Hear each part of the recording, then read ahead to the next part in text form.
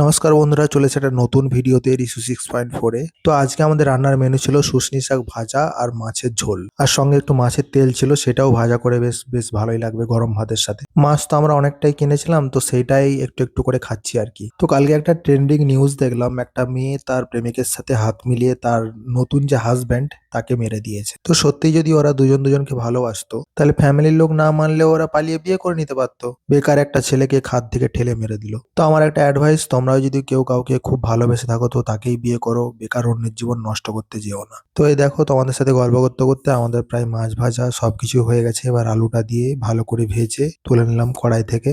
আর এই মাছের ঝোলটা হয়েছিল কিন্তু বন্ধুরা পটল আলু দিয়ে, বেশ হালকা পাতলা ঝোল। আলুটা ভাজা হয়ে গেছে, এবার আস্তে আস্তে আমরা পেঁয়াজটা দিয়ে দেবো।